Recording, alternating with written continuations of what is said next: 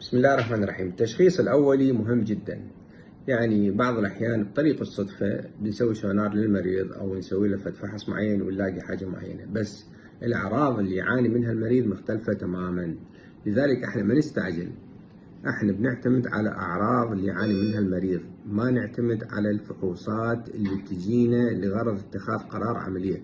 ناخذها بعين الاعتبار هاي الفحوصات، وممكن يسوي لها إجراء إضافي ويا الشغلة اللي هو محتاجها، بس بنظل لازمين المشكلة الأساسية اللي جابت المريض. إنه بعض الأحيان حصوة المرارة بنلاقيها بطريق الصدفة موجودة، بس الشكوى اللي جابت المريض مو هي. يجوز اللي جاب شكوى المريض هو التهاب بطانة المعدة، هو ارتجاع بالمريء، هو لا سمح الله مشكلة بالقلب يشكي من عتب صدره، هو وزنه الزايد. كلهن هذني احنا نجمعهن ونطلع بالخلاصة النهائية اللي تصب بمصلحة المريض.